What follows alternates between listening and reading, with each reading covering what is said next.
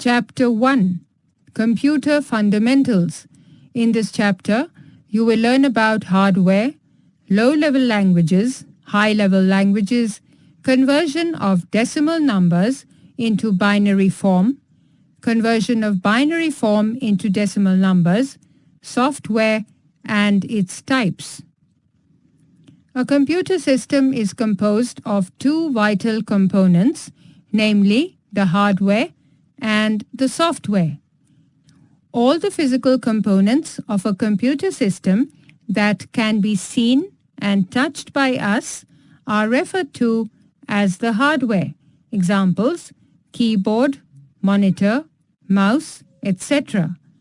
But it is important to note that all these hardware components cannot work themselves. In order to carry out a given task, they have to be given some instructions. Thus, all the information that is given to the computer system to perform a task is given by the software.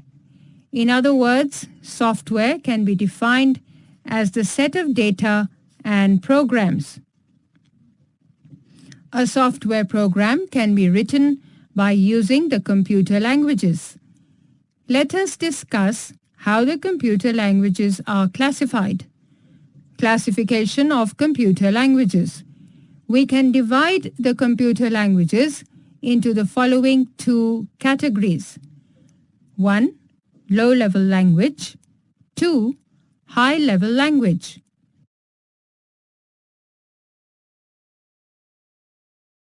Low-level languages. Low-level languages are also known the machine-oriented languages. They are the programming languages which have been developed for some special computer architecture. We can also divide the low-level languages in the categories given below. A. Machine language. B. Assembly language. Machine language. If a programmer is using the machine language to provide instructions to the computer, then he will have to give the information in the form of strings of zeros and ones. The machine languages are understood by the computer directly. This is because information is given in the form of zeros and ones. Thus, there is no need to translate the information. An advantage of not needing translation is that the operations are carried out fast and hence time is saved. But there are disadvantages also of machine languages. All the programs written in machine language are specific computer-based. This means that a program which is written for one computer will not necessarily work in other computers. In other words, we can say that low-level languages are dependent on the machine. Apart from this, without having the complete knowledge about the computer architecture, a program cannot be written in machine language. Assembly language. An assembly language provides information to the computer in short codes. We call these short codes mnemonics. Example: if a user wishes to move a particular data, then he can use MOV. On the other hand, to load a program, LD is used, and to add the data, add is used. Thus, as compared to machine language, it becomes easier to provide information in the form of mnemonics. But a similarity between machine languages and assembly languages is that both of them are machine dependent, and thus the programmer has to know the architecture of the computer in detail. One of the main differences between a machine language and assembly language is the need of a translator. Assembly languages do not give information to the computer in the form of zeros and ones, and thus cannot be understood by the computer directly. So, there is a need of a translator called the assembler to translate the instructions given to the computer in the form that can be understood by the computer.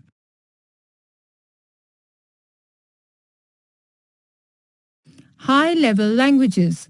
High-level languages are much easier to use because here instructions are given to the computer in the form of English and mathematical symbols, which is known to the programmers. Advantages of high-level languages. High-level languages have the following advantages. Understandability. Programs that a programmer writes in high-level languages are easier to comprehend in contrast to the programs that are written in low-level languages. Portability. High-level languages are not dependent on the machines. Thus, a programmer doesn't need to understand the hardware and the architecture of the computer completely before writing a program. Also, if a program is written for one computer, they will work on other computers as well with slight or no changes at all. Debugging. It becomes very easy to find and correct errors in case of programs written in high-level languages. Examples: Java, Basic, Pascal, C++, etc. Just like assembly languages, high-level languages also need to be translated into machine languages so that the computer can understand them. But the translators for high-level languages are called compilers or interpreters.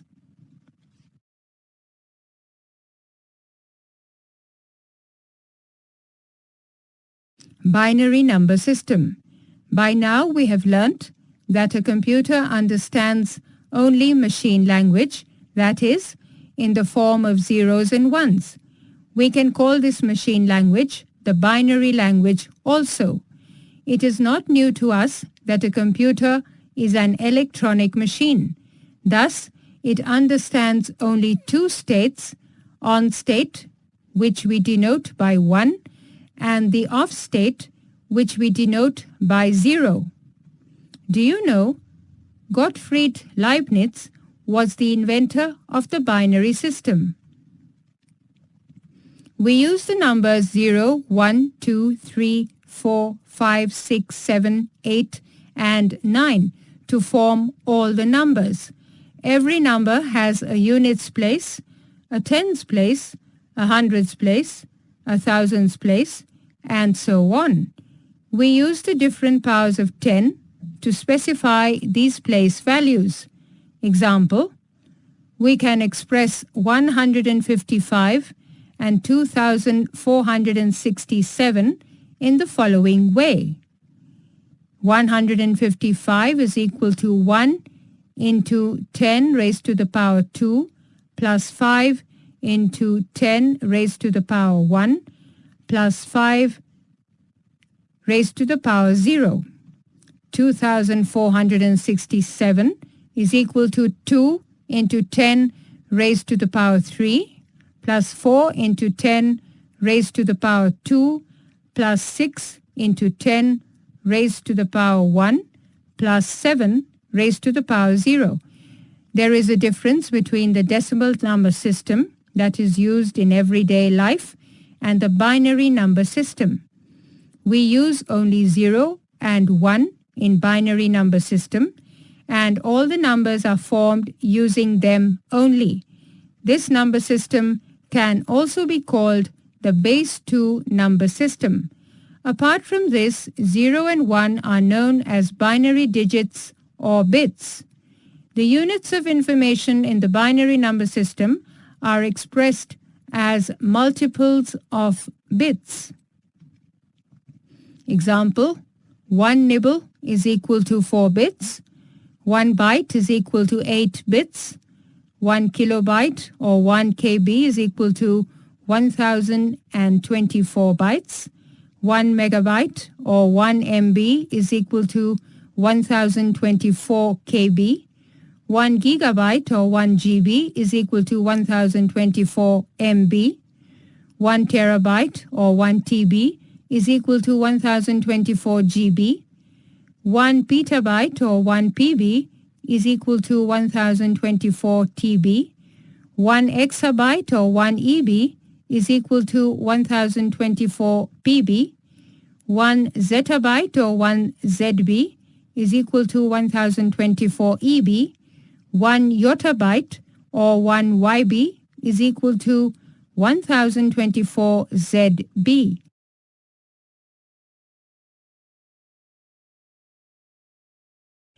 Conversion of decimal numbers into binary numbers.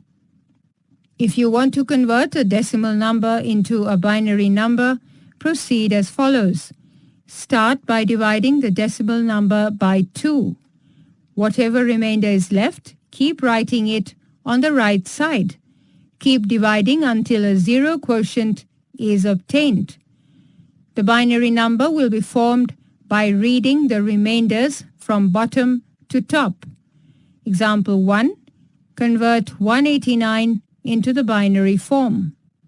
So the binary form of 189 is 10111101. Example 2. Show the conversion of 72 into its binary form. So the binary form of 72 is 1001,000.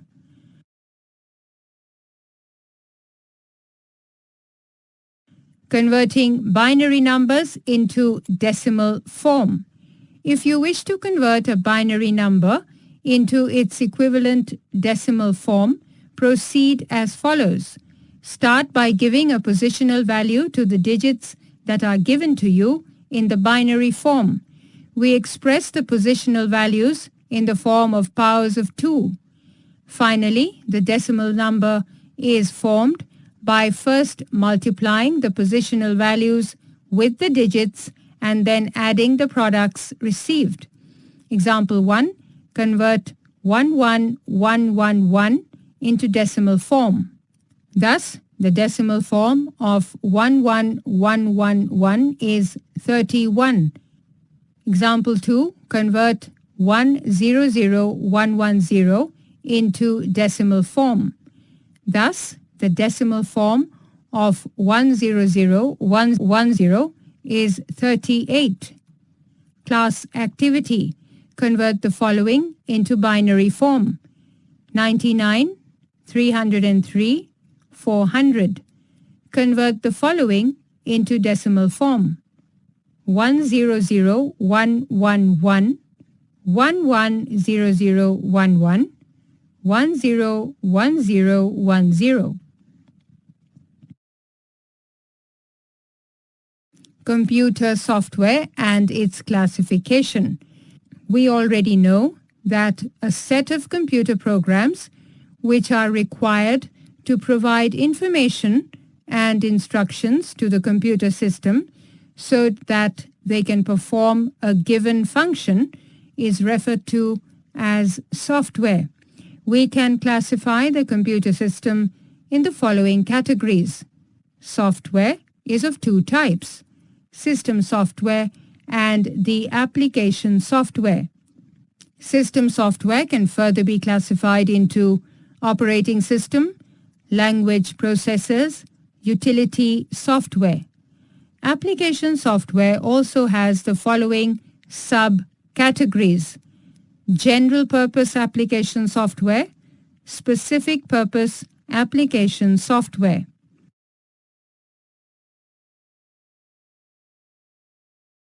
System software. Software is needed to control all the operations of the computer system. We call this software the system software. System software allows the computer hardware to be managed efficiently.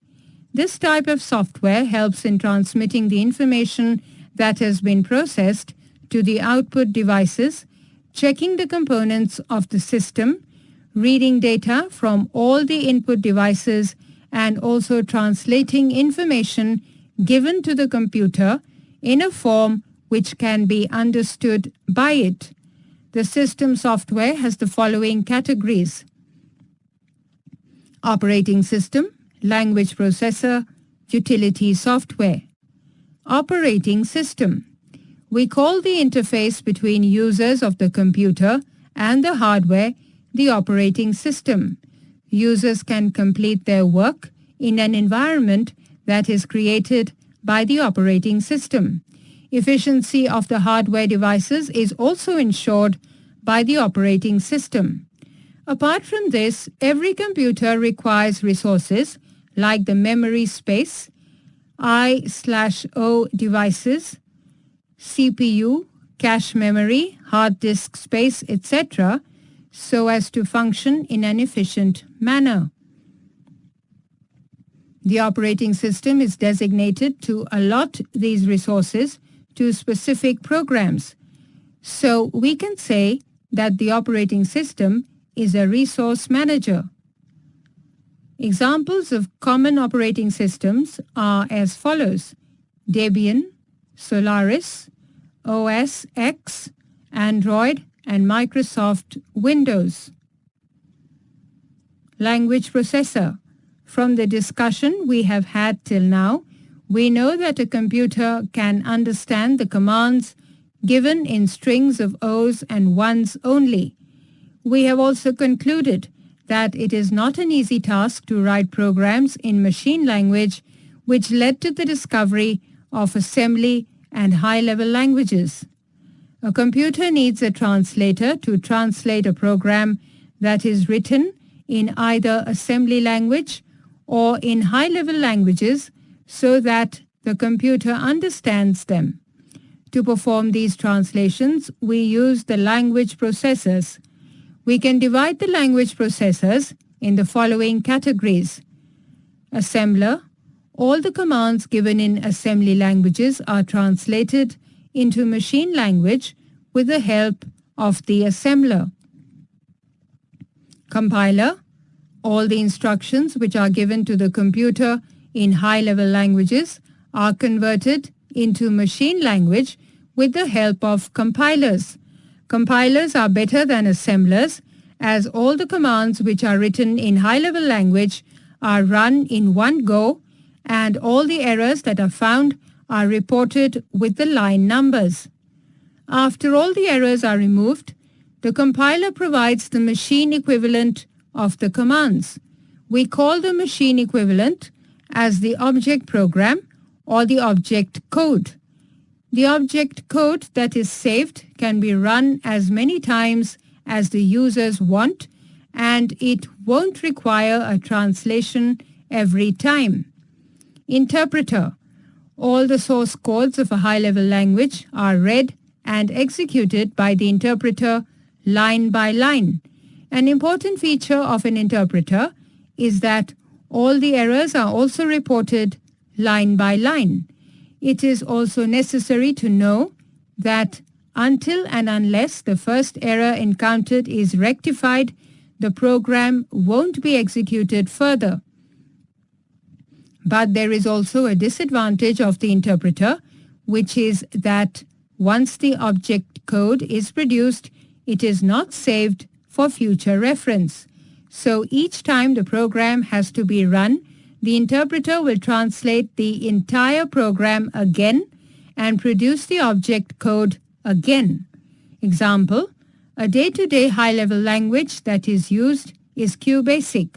The programs in QBasic can't be executed in the absence of a QBasic interpreter. Utility software. There are certain programs that are mainly designed to perform the maintenance functions of a computer system. These programs are referred to as utility software. Utility software facilitates smooth functioning of the computer system. Examples: defragmenter software, antivirus software such as AVG, disk backup software, etc.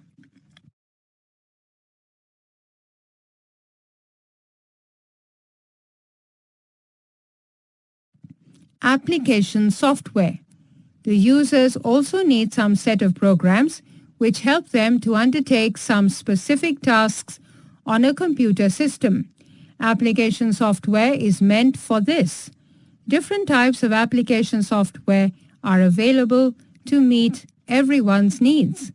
There is further subdivision of application software into the following categories. General purpose application software. All the needs of users are met through the general purpose application software. Some of the examples of this type of software are discussed below. Spreadsheet software. The users can store data in spreadsheet software in the form of rows and columns.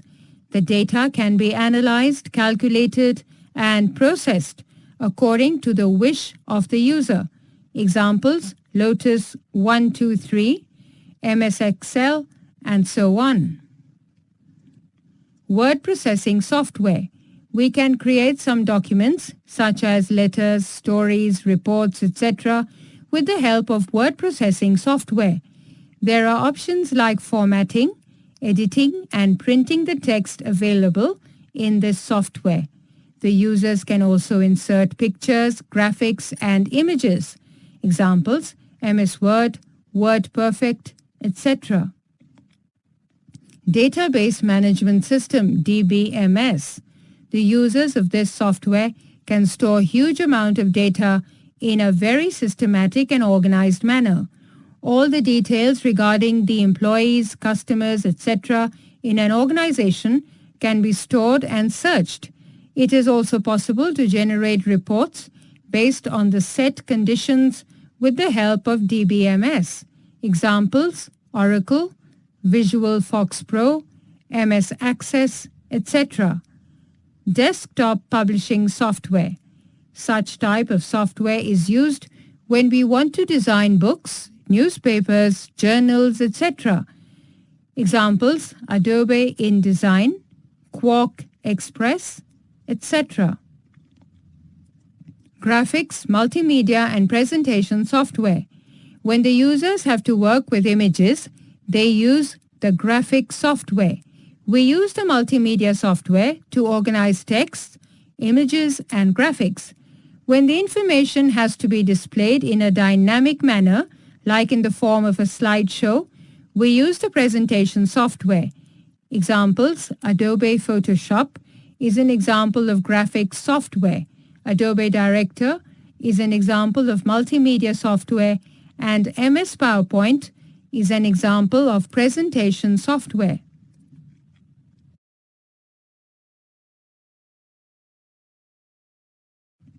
Specific purpose application software. If some special needs of an individual user or an organization have to be met, then specific purpose application software is needed. This type of software is designed in such a way that all the specific tasks can be completed. Examples: reservation system, attendance system, accounting management software, etc. Class activity. Draw the following logos into the respective boxes provided on the next page.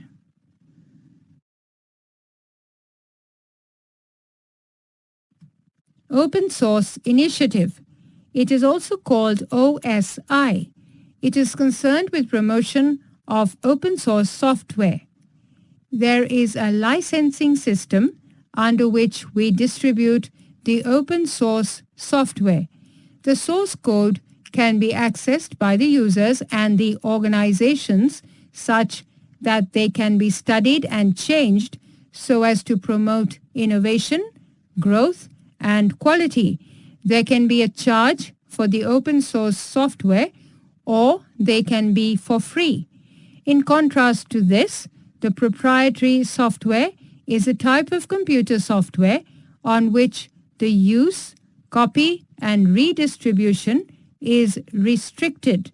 They can be restricted by either not allowing the access or through patents and copyright, that is, legal measures. Summary. We call the set of programs which gives information and instructions to the hardware of the computer as the software.